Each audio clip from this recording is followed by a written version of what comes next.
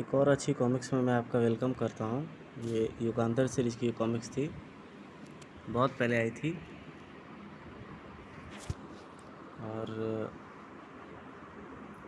First comics जब इसे create किया गया था, अच्छा कॉन्सेप्ट था और अच्छा इनका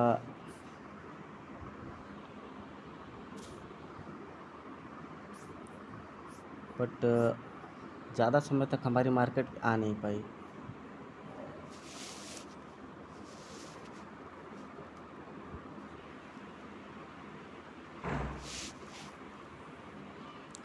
जब जब धरती पर बढ़ता है अत्याचार, तब तब लेता है जन्म कोई अवतार और बनता है युगांधर।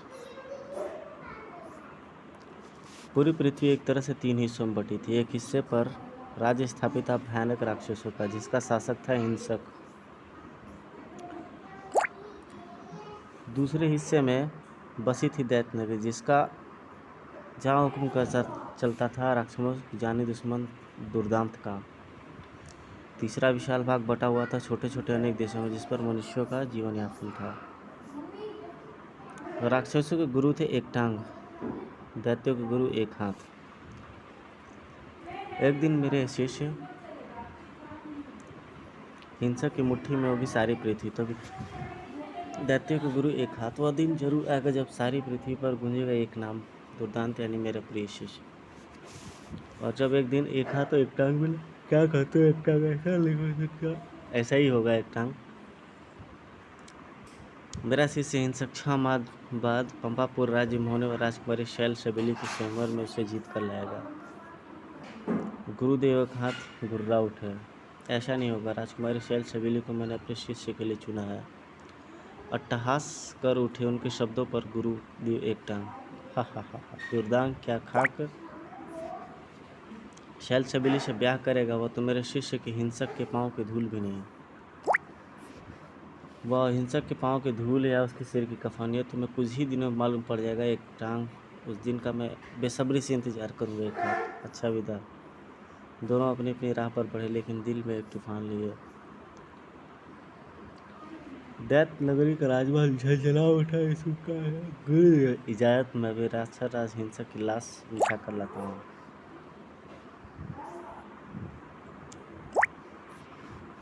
गुरु एक हाथ का स्वर बर्फ की भांति सर था। दुर्दांत, क्रोध में अपनी बुद्धि का विनाश मत करो। मैं और एक टांग एक ही महागुरु के शिष्य हैं, इसलिए मैंने विद्याएं जितनी तुम्हें सिखाई हैं, उतनी ही विधाएं हिंसक ने एक टांग ने भी सिखाई होगी। अर्थात मेरा और हिंसक का युद्ध हुआ तो हम बराबर रहेंगे। हाँ, इसलिए हिंसक को परास्त करने के लिए तुम्हें कुछ ऐसी शक्तियों की जरूरत है जो तुम्हारे उसके पास ना हो, और वह शक्तियाँ तुम्हें मुझसे नहीं बल्कि कठोर तप करके भोलेनाथ द्वारा प्राप्त करनी होगी। लगभग ऐसी ही बातों से गूंज रहा था राक्षस राज हिंसक का भी कक्ष। मैं करूँगा प्रसन्न भोलेनाथ को गुरुदेव टांग। हिंसक अपने राज्य को छोटे भाई असुरभान के सुपुर्द कर चल दिया।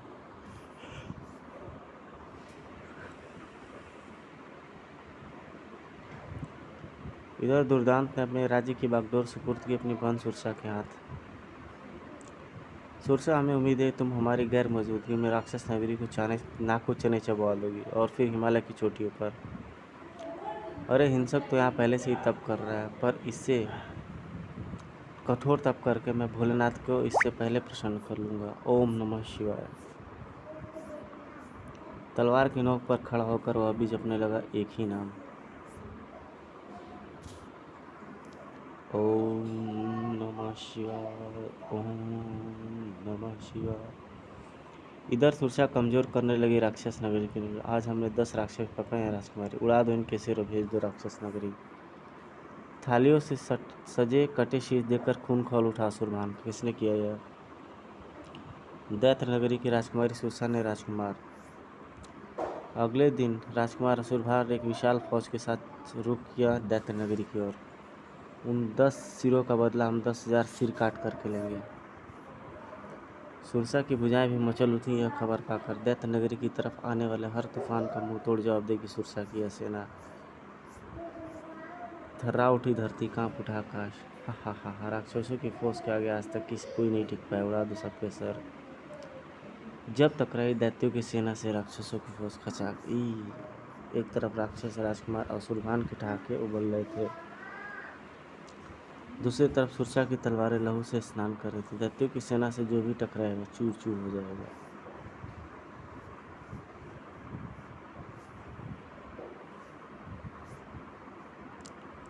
यह जंग छिड़ी थी एक दूसरे का रक्त बहाने के लिए, और वहाँ प्रतिस्पर्धा चल रही थी भोलेनाथ को प्रसन्न करने के लिए। हे भोलेनाथ, मैं आपके चरणों में अपना शीश चढ़ाने जा रहा हूँ। हे भोलेनाथ, लोगों ने आज तक आपको दूध से नहलाया, पर मैं आपको अपने खून से नहलाऊंगा। एक ने शीश काटा, दूसरे ने हाथ। खच खच, अगले पल वहाँ फैल गया दिव्य प्रकाश और प्रकट हुए भोलेनाथ।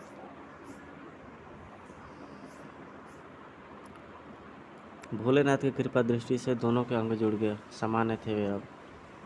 तुम दोनों की आराधना से मैं अति प्रसन्न हूँ। मांगू क्या मांगते हे देव? इसलिए मैं जो शक्ति मांगूंगी अवश्य उससे बढ़कर कोई शक्ति मांग लेगा, इसलिए हम जो भी मांगेंगे मन ही मन आपसे मांगेंगे। मुझे भी देव स्वीकार है देव, मुझे कोई भी एतराज नहीं है, परंतु एक बात याद रखना हिंसक, मेरे द्वारा दी गई शक्ति को तुम केवल दैत्य प्रयोग कर सकोगे तथा दुर्दांत केवल राक्षसों पर। दोनों मन ही मन एक मांगा, एक एक वरदान। तथास्तु, धन्य हो प्रभु। इधर दैत्य नगरी की सीमा पर अभी भी जंग जारी थी। मारो काटो सुरसा, अब मैं तेरा अंत कर दूंगा। गलत, उल्टे, अब मेरी तलवार पिएगी तेरा लहू। वे वार पर वार। आह, यह तो वास्तव में कुशल लड़ा था। अगर मैं स्वयं को न गिराता तो। निर्णायक सिद्ध होने जा रहे दोनों का वेश। काश यह वीर राक्षस मेरा शत्रु न होता, काश यह सुंदरी हमारे शत्रु की बहन न होती। आक्रामक ढंग से बढ़े दोनों एक दूसरे की तरफ। यह मेरा आखिरी वार है असुरभान, मेरा भी। तभी सारा रण क्षेत्र गूंज उठा एक जोरदार गंजमास। रुक जाओ सब। रण थम गया, हथियार झुक गए, नतमस्तक हो उठे उस वृद्ध पुरुष के सामने। प्रणाम महागुरु, प्रणाम महागुरु। दुख और शोक से भरे थे महागुरु के शब्द। मैं यहाँ रण क्षेत्र में तुम्हारे प्रणाम स्वीकार करने नहीं आया, बल्कि दैत्यों और राक्षसों का अस्तित्व को नष्ट होने से बचाने आया। सुरसा ही नहीं, असुरभान भी बुरी तरह चौंका। हमारे अस्तित्व को खतरा ही कहाँ है? क्या क्या दैत्य राक्षसों के लहू के प्यासे नहीं है? क्या राक्षस दैत्यों की लाशें नहीं बिछा देना चाहते? जवाब दो। दोनों के सिर झुक गए। लेकिन मैं तो अपने भैया की आज्ञा का पालन कर रही थी, और मैं अपने भाई की। मूर्ख हैं दोनों, और उनसे भी बड़े मूर्ख हैं उनके गुरु। एक हाथ व एक टांग, जो बदनसीबी से मेरे शिष्य है। लेकिन तुम्हें मैं यह मूर्खता नहीं करने दूंगा। तो फिर मैं क्या करूं? महागुरु महागुरु ने वह जो कार्य बताया उसे सुनकर चौंक पड़े दोनों। नहीं महागुरु, यह आप क्या चाहते हैं? यह नहीं हो सकता। उनके इनकार ने महागुरु को एक भयंकर निर्णय लेकर कर दिया मजबूर। ठीक है, तुम लोग महावरण क्षेत्र में कूद, पर सबसे पहले अब बहेगा मेरा खून। विद्युत गति से झपटकर असुरभान ने महागुरु का हाथ पकड़ा। नहीं गुरु, आपकी आत्महत्या ना कर, हमें आपकी शर्त मंजूर है। मुझे भी मंजूर है। कटार से अंगूठा काट, और सुबार ने भांग ली सुरसा की मांग। अगले पल चमके दो हथियार, और सारे रण क्षेत्र में गूंज उठी दोनों की चित्कार। खचा खचा। महागुरु की आंखें फट गई निशान सत्याएं देख के। नहीं, क्रोध से ज्वालामुखी की भांति दागते स्वर निकले। हत्यारों, मैंने राक्षसों और दैत्यों की अस्तित्व की रक्षा के लिए एक प्रयास किया था, मगर तुमने धज्जियां उड़ा दी मेरे उस प्रयास की। अब मैं प्रयास करूंगा तुम्हारे विनाश का, तुम्हारी बर्बादी का, तुम्हारी तबाही का। कहकर चलते बड़े महागुरु स्तब्ध से खड़े रह गए। हत्यारे जो थे हिंसक और दुर्दांत, हिंसक और दुर्दांत ने अपने अपने परिजन के सब उठा लिए। दुर्दांत, आज तुम्हारे कारण अपने भाई के लहू से अपने हाथ रंगने पड़े, लेकिन यह लहू व्यर्थ नहीं जाएगा। सलाब बनकर तबाह कर देगा यह दैत्य नगरी। तबाही तो होकर रहेगी हिंसक। जिस बहन की डोली में बिठाने का सपना मैंने देखा था, कल उसकी चिता अकेले नहीं जलेगी। मुझे लगता है तेरा भाई तेरी जान बचाने की खातिर मेरी बहन से विवाह करना चाहता है। अब तू मेरे हाथ नहीं बचेगा। इसके साथ ही जलेगी पूर्ण राक्षस नगरी। सावधान रहना, चेतावनी दे रहा हूँ तुम्हें। उस रात संपूर्ण राक्षस नगरी में कोई नहीं सो पाया। युद्ध की तैयारी में जुटे थे सभी।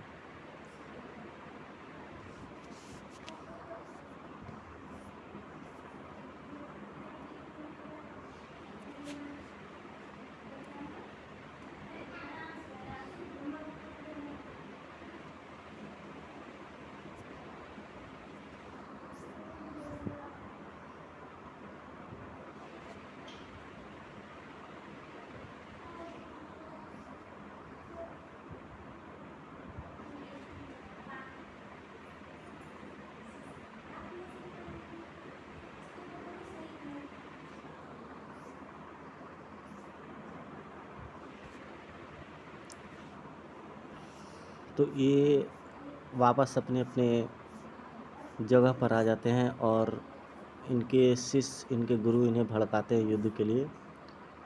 इधर कोई किसी को रथ देने का वायदा करता है तो कोई किसी को कुछ देने का।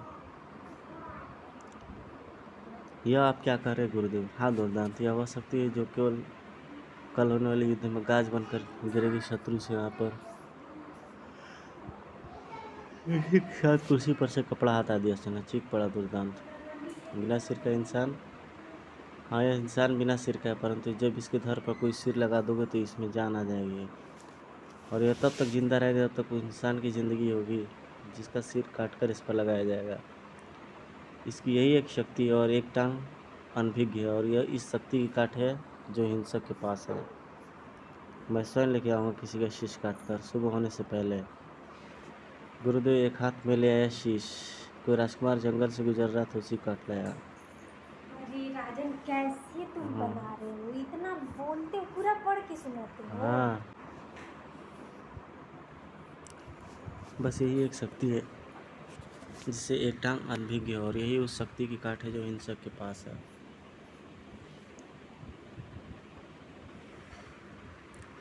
गुरुदेव एक हाथ में ले आया शीश। कोई राजकुमार जंगल से गुजर रहा था, उसी का शीश काट लिया। गुरुदेव ने सिर जड़ पर रखा और बड़बड़ाने लगे मंत्र, ओम ओम। सुबह की प्रथम किरण के साथ ही चल पड़ी दुर्दांत की फौज। भोलेनाथ की दी हुई शक्ति और गुरु एक हाथ द्वारा जिंदा किए इस लड़ाके के बल पर मैं पूरी राक्षस जाति का विनाश कर दूंगा। हिंसक की फौज तो पहले ही स्वागत के लिए तैयार थे। भोलेनाथ के वरदान के कारण आज मैं सबको चमत्कृत कर दूंगा। फिर मेरे पास गुरुदेव का दिया काठ का अमोघ रथ है जो मुझे विजयी बना करके रखेगा। दोनों सेनाओं के सामने पहुंचते ही बढ़ जाती है रथ में।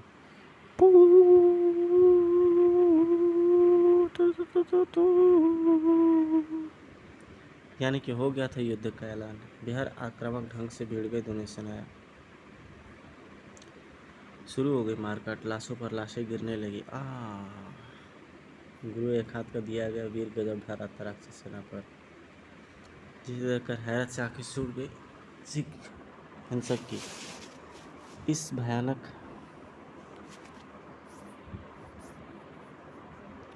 मारकाट से तो शीघ्र ही मेरी सेना बिछा देगा। लगता है मुझे भोलेनाथ की दिव्य शक्ति प्रयोग करनी पड़ेगी।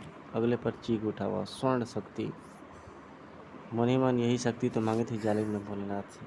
शत्रु सेना में घुसता चला गया उसका रथ। हा।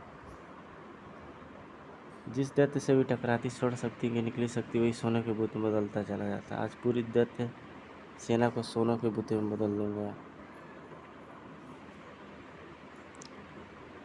आश्चर्य से भर उठी लो दुर्दांत की आंखें। तो स्वर्ण शक्ति मांगी थी इसने भोलेनाथ से, पर क्या ऐसी ही लो शक्ति तो मैंने भी प्राप्त की। अगले पर लौ शक्ति। लौ शक्ति के प्रभाव से लौ भूतों में परिवर्तित होने लगी राक्षस सेना।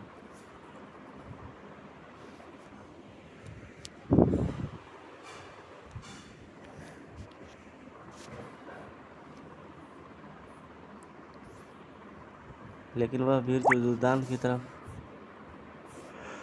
लड़ रहा था, यह उसका हिस्सा किसान बहुत कहर बरपा चुका। तू राक्षस सेना पर दुष्ट दैत्य, आजा तुझे भी सोने का बना दो। हा, स्वर्ण शक्ति से निकली किरणें तुझे सोने का बना दूंगी। किसी परिणाम उसे देखकर हैरान आ जाना पड़ा। है तू सोने का नहीं बना? भोलेनाथ कहा था मेरी शक्ति सिर्फ दैत्यों पर असर करेगी, तो क्या यह कोई दैत्य नहीं है?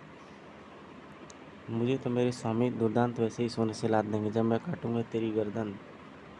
ओह, अद्भुत है दुर्दांत की यह शक्ति। इसे किसी तरह अपने रथ पर चढ़ाना होगा ताकि उसकी शक्ति के भाव से ये मेरा मित्र बन जाए। उधर दुर्दांत का हथियार धरती को लाशों से पाट रहा था। जो लोहे के नहीं बने वह मेरे अस्त्र से मारे जाएंगे। खच्चाक। इधर वह वीर भारी पड़ रहा था हिंसक पर। जब तक तू इस रथ पर नहीं चढ़ेगा मुझे नहीं मार सकता। धाड़। मुझे तेरे रथ पर जा सकता नहीं पड़ेगा तुझे खत्म करने के लिए। सरासर झूठ बोला था हिंसक ने। मैं सच कह रहा हूँ, तू मुझे तब तक खत्म नहीं कर सकता जब तक इस रथ पर चढ़कर वार नहीं करता। युवक ने हिंसक को धक्का दिया। तुझे मरने का शौक है ना? ये ले, अब तो मैं तुझे मारने ही जा रहा हूँ। चीख पड़ा दुर्दांत। नहीं, इसे मत मारो, वह मेरा शिकार है। युवक ने बख्श दी हिंसक की जान। दूसरे पर दुर्दांत व हिंसक बिगड़े सांडों की तरफ भीड़ गए। चाहूं तो तुझे लौ शक्ति से लौ चादर रखे ठंडा लगे तो। बुत बना दूं, पर मैं तुझे अपने ही हाथों से खत्म करूंगा हिंसक। दिल तो मेरा भी कर रहा है स्वर्ण बुत बनाकर तेरी नीलामी करा दूं, लेकिन मैं तेरी छाती अपने हाथों से फाड़ कर तुझे तड़प तड़प कर मरता देखना चाहता हूँ। शारीरिक बल हिंसक में कुछ अधिक था। चढ़ बैठा हुआ उसकी शादी पर। मैं तेरा छाती फाड़ कर तेरा लहू पी जाऊंगा मैं। अचानक तीव्र शोर सुनकर के ठहर गया। हिंसक रुक जाओ। गुरुदेव एक टांग, शत्रु के गुरु एक साथ, एक हाथ के साथ दोनों उछल कर खड़े हुए। प्रणाम गुरुदेव। वो युवक कहाँ है? दुर्दांत जिसे मैंने तुम्हारी तरफ से लड़ने के लिए भेजा था। क्यों? क्योंकि वह अगर हिंसक के रथ पर चढ़ गया तो अनर्थ हो जाएगा। यह अब क्या कर रहे हैं गुरुदेव? सत्य कहना मत सुनो। आज मैं हिंसक के गुरु एक टांग के पास गया था। हा एक टांग, आज तो तुम्हारा शिष्य हिंसक मारा ही गया समझो। क्यों एक टांग? ऐसा तुमने क्या दे दिया तुमने दुर्दांत को? एक वीर जो तुम्हारे शिष्य की स्वर्ण शक्ति भी असर नहीं करेगी, क्योंकि दैत्य नहीं एक मनुष्य होगा। पर तुम्हें कैसे मालूम कि मेरे शिष्य ने भोलेनाथ की स्वर्ण शक्ति प्राप्त की है? योग द्वारा। तो फिर समझो, योग द्वारा मैंने भी उस लौह शक्ति के बारे में ज्ञात कर लिया था जो तुम्हारे शिष्य ने भोलेनाथ से मांगी थी। इसका मतलब तुमने भी दुर्दांत को अलग से कोई शक्ति दी है? अवश्य ही दी है। एक हाथ वह शक्ति अमोघ काठ की उस रथ की खासियत भी अब तुझे मैं बता ही दूं। रथ की खासियत पता चलते ही यह क्या अनर्थ होगा? एक टांग हमारे हाथों। क्यों घबरा गए काट के अमोघ रथ से? नहीं, सोचो, वह युवक जिसके दिमाग में इसमें दैत्यों के प्रति लगाव, अगर वह रथ पर चढ़ जाए तो उसका दिमाग परिवर्तित हो जाएगा। यानी वह दैत्यों का शत्रु बन जाएगा और राक्षसों का मित्र।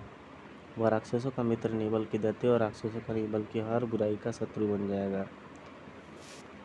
क्योंकि वह मानव है जिसका दिमाग इस वक्त दैत्यों के साथ है। और दैत्य राक्षस कोई अलग नहीं, एक ही जाति के दो नाम है। यह तो सचमुच अनर्थ हो जाएगा कि उस रथ का सवार कभी नहीं हार सकता। इसलिए हम कह रहे फिलहाल लड़ना छोड़ो, उस युवक को खोजो, खत्म कर डालो उसे। कहीं वह रथ पर चढ़ गया तो गजब हो जाएगा। आप अपनी शक्ति वापस नहीं ले सकते। कमान से छूटा तीर वापस आता है कभी? शीघ्र ही।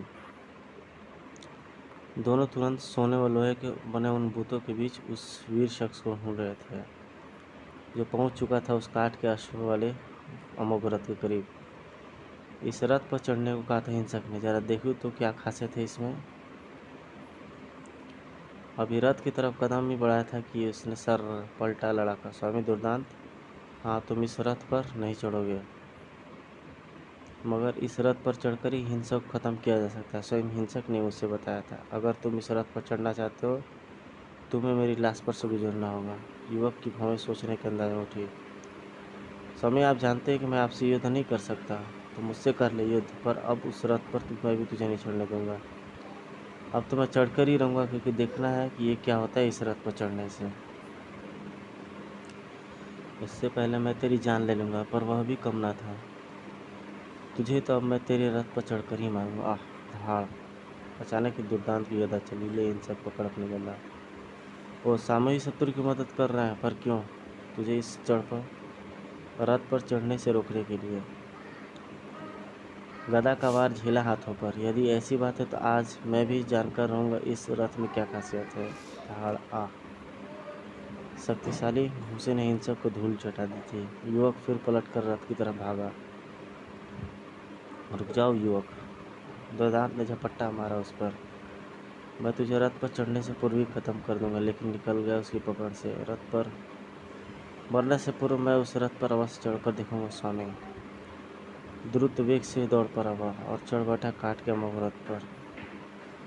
इसी के साथ आकाश और बिजलियों की कड़ाक से कर्रा उठा। कड़कड़ा सैकड़ों रंग आने जाने लगे उनके चेहरे पर।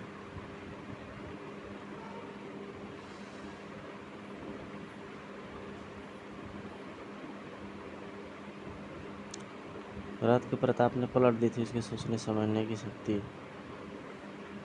दैत्यों का साथी था, जो अब मस्तिष्क के परिवर्तित सब दैत्यों के नहीं राक्षसों का भी दुश्मन था, क्योंकि अब वह मानव था और मानव की तरह सोच रहा था। सभी की आंखें चमत्कृत से उस पर टिकी रह गई। युगांधर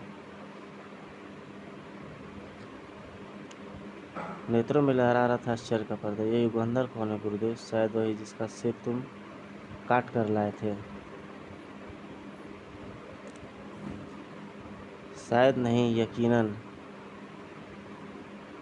कहो एक हाथ। मैं वही युगांधर हूँ जिसका सिर तुम्हारे दुष्ट दुष्ट शिष्य ने काटा था, और मैं चाहूँ तो इसका सिर काटकर अपनी हत्या का बदला ले सकता हूँ। साई की ध्वनि के साथ सीधी हुई युगांधर की तलवार। किंतु नहीं, अभी तो मुझे कहीं और पहुँचना है। कच्छ। शीघ्र ही फिर मिलेंगे, वह हमारी अंतिम भेंट होगी। धड़धड़ाता हुआ भागा लगा वह काठ का भोग रथ। पुतले से खड़े रह गए चारों, जो सिर्फ बोल सकते थे।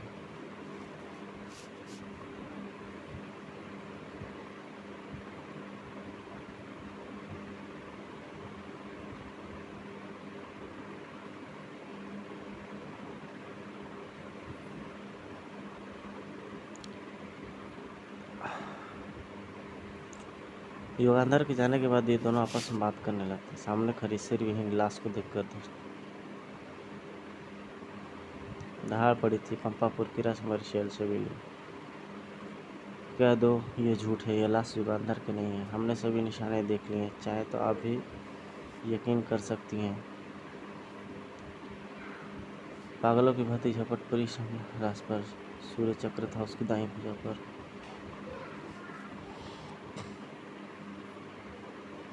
पट पड़ी राजकुमारी शैल ज्वालामुखी की भांति। आंसू भरी आंखें अंगारों से धड़क उठी। जिस दुष्ट ने हमारे युगांधर के खून से अपनी प्यास बुझाई है, भवानी कसम, हम उसके लहू का एक एक कतरे से धरती माँ का श्रृंगार कर देंगे।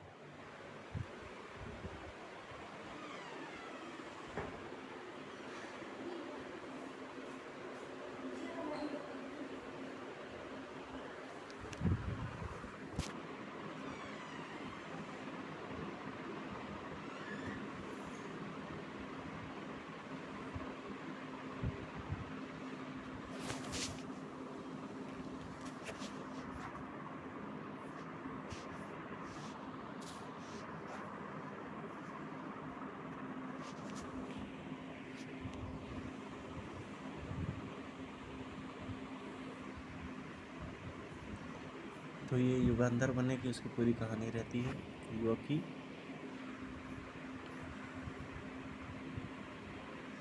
महामंत्री उजाड़ सिंह, हाँ मैं, जब तुम 2 दिनों तक राजमहल नहीं आए तो मैंने महाराज से तुम तलाश करने को दिया हमने, पर मैं सोच रहा हूँ कि महाराज का तलाश कभी न पूरी हो।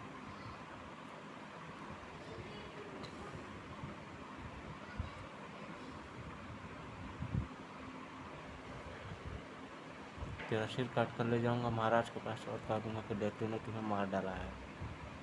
महाराज तुम्हारे गाँव में पागल हो जाएंगे, फिर एक दिन मैं महल की छत से गिरा कर उनकी हत्या कर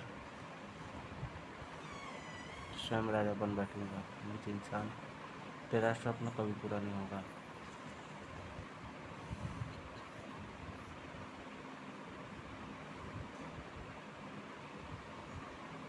पप्पापुर की राजकुमारी शैलकबीली पागलों की भांति भटक रही थी दैत नगरी की सीमा पर, परंतु किसी के पास जुबान हो तो तब तो बताते। हे वृक्षों, हे पर्वतों, हे हवा बताओ, कुछ तो जवाब दो जन्मों की इस धरती पर किस जालिम ने बहाया था मेरे युगांधर का लहू। खून से सना पत्थर उठाया उसने, एक कठोर पत्थर, तो ही जवाब दे किसने लगाया मेरे युगांधर के मुख से। बता, या फिर मेरे लहू से भी स्नान करना होगा तुझे। उसी पत्थर पर पगड़ाई से अपना सिर मारने लगी वो। अचानक एक चीख ने उसे हिलाकर रख दी। भागते चली गई वह चीख की दिशा में। यही वह हत्यारा होगा जिसने मेरे युगांधर को बेरहमी से हत्या की होगी। अब वह किसी और बेगुनाह के लहू से अपने हाथ में बना होगा। किंतु जहाँ पहुँच जो दृश्य देखा वह सन्न रह गई। लाशों के बीच खड़ा था उसका युगांधर, शैल युगांधर।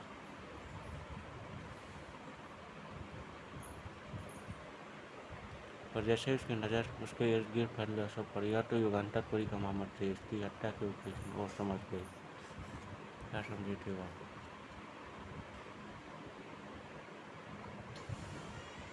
कंठ फाड़कर चीख उठे थे युगांधर पूरी नरेश रूप से। पुत्र युगांधर, तुम हमें यूं अकेला छोड़ जाओगे, हमें सपने में भी नहीं सोचा था। आंसू से सराबोर हो गया था उनका चेहरा। पुत्र, तुम्हारे बिना बुढ़ापे में किसके लिए जीऊंगा।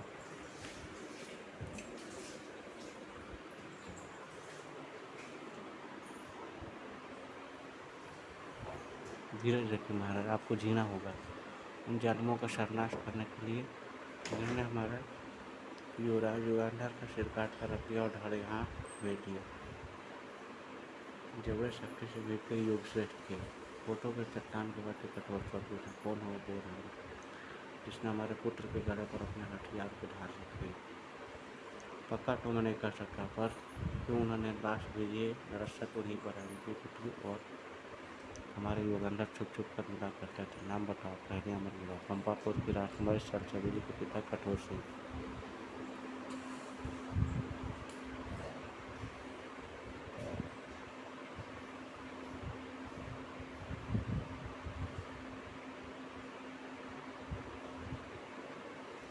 इधर युगांधर को शैलकबीली के स्वरूप की आशा नहीं। यह शैल, यह क्या मजाक है।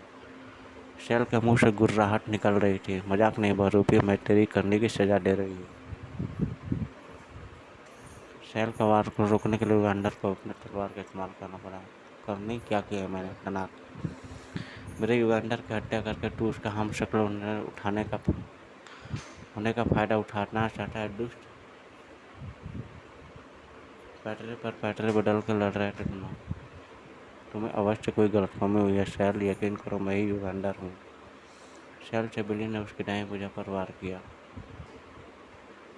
झूठ बोलते हो तुम युगांधर न होते तुम्हारे दिमाग पर सूरज चक्र गुदा होता। बहुरूपी हो तुम। आह।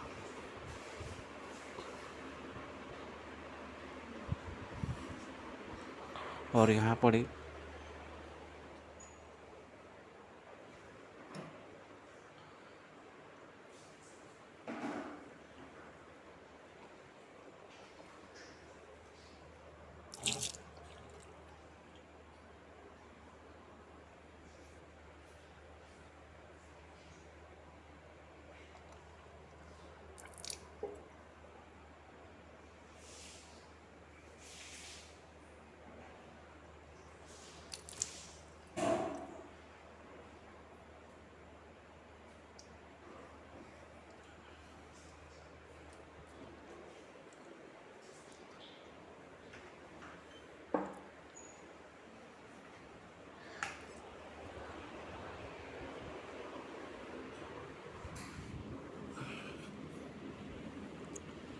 और फिर मैंने स्वयं अपनी आंखों से युगांधर की सिर कटी लाश देखी है, जिसकी दाएं भुजा पर सूर्य चक्र गुदा हुआ है। बोलो, क्या सब धोखा था?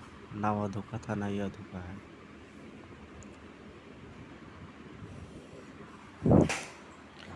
अब शांति से पहले मेरी बात सुनो। फिर भी अगर तुम्हें न लगे कि मैं बहरूपिया हूँ तो शौक से मेरी गर्दन उड़ा देना।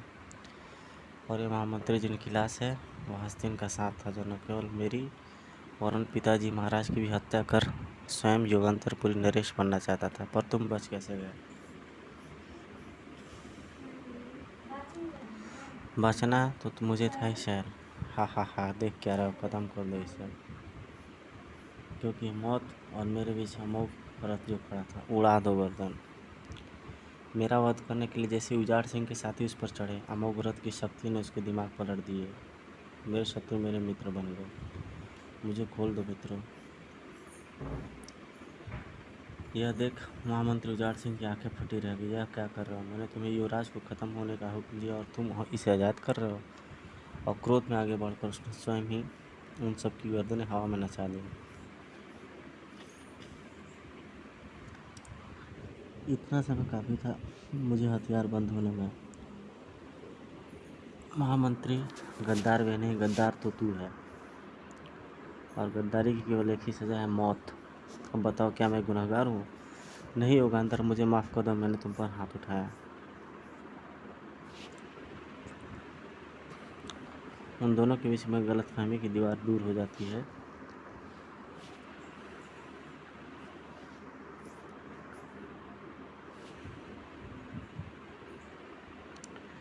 इधर चारों शैतानों के बीच छाए मातमी सन्नाटे को तोड़ रही थी हिंसक। सोचो, जरा सोचो, आखिर वह हमें छोड़कर क्यों गया, कहाँ गया?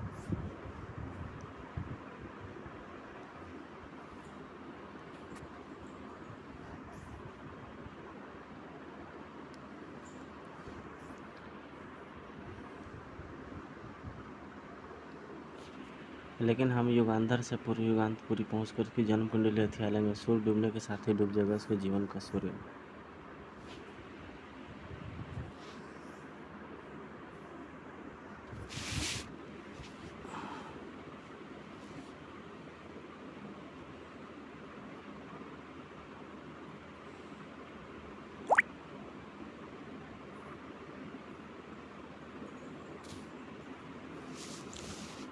हाँ युगांधर, आज का सूर्य डूबने से पूर्व तुम्हें अपनी जन्म कुंडली लेकर आना है मेरे पास।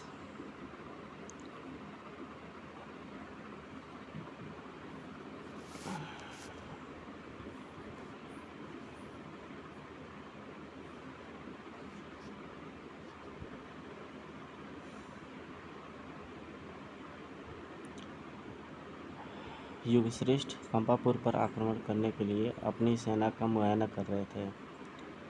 महाराज, हमारा एक एक सैनिक पंपापुर को उसकी धृष्टता की सजा देने को मचल रहा है। वह तो हो गई, आखिर युगांधर सबका प्रिय राजकुमार था। पंपापुर राजा ने उसकी सिरकटी लाश भेजकर स्वयं अपनी मौत स्वयं बुला ली है। युगश्रेष्ठ, तुम्हें अब कहीं जाने की आवश्यकता नहीं है। तुम दत्तराज हिंसक और दुर्दांत। हाँ युगश्रेष्ठ, तुम्हारा पुत्र मरा नहीं, जिंदा है।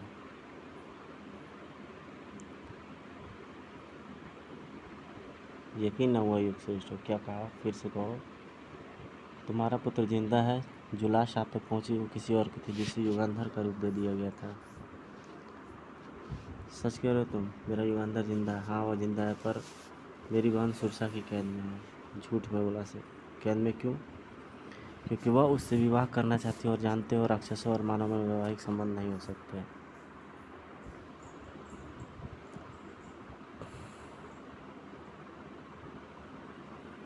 पर पर वह नहीं मानी। पुत्र की जिंदगी के लिए पिता को हर बात माननी पड़ती है और वे किसी तरीके से राजा को उसकी कुंडली देने के लिए तैयार करवा लेते हैं।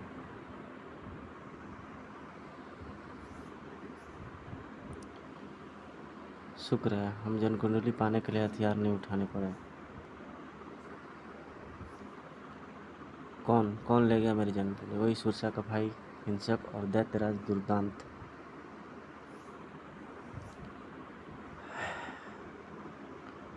पिताश्री आप चिंता न करें, मैं शीघ्र ही लौटूंगा। इधर हिंसक और दुर्दांत कैसा मूर्ख बनाया मुझे को, जरा भी नहीं भाप गया कि हम जन्म कुंडली क्यों लेना चाहते हैं।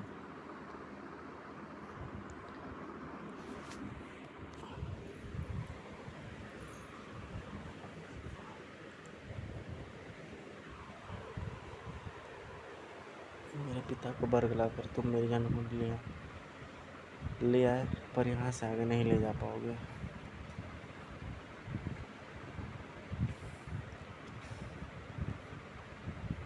हाँ, मैं रखूँगा। भिड़े शस्त्र तुम्हारा बाल विवाह का नहीं कर सकता युगांधर। सूरज ढलते ही तेरी जिंदगी का चिराग बुझ जाएगा।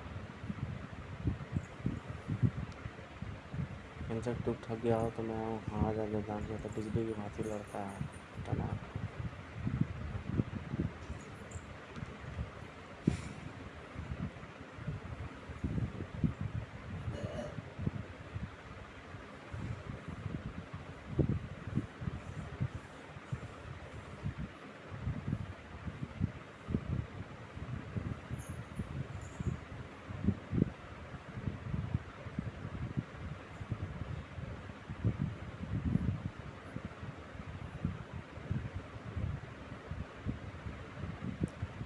इधर युगांधर तूफानी गति से लड़ रहा था मौत के इन दो दूतों से।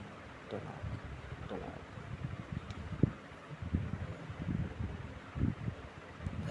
अब तो मेरे रथ पर गिरेगा और मेरा मित्र बन जाएगा।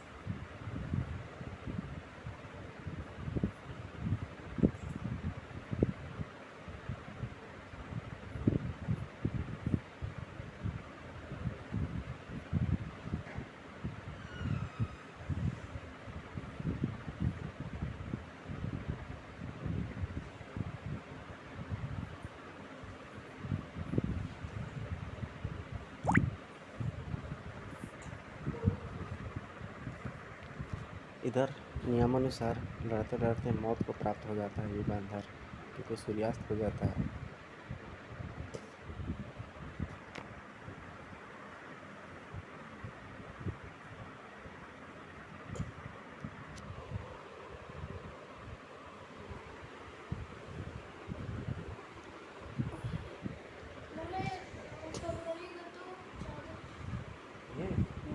ये बेटा गमछी है।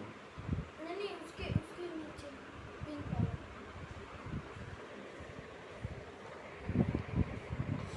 अचानक सलसबीली को भयंकर निर्णय ले लिया। थरथराते ओठों से फूटी करा, हाथ में हथियार पर, आंखें भी खुली और उठ खड़ा हुआ आश्चर्य का सलाह। युगांधर, खत्म करो इसे।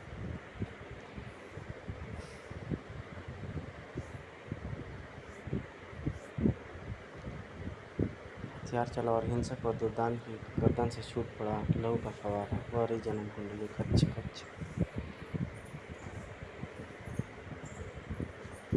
अब नहीं मरेगा युगांधर, इसे मैंने अपनी उम्र दे दी है। नहीं महागुरु।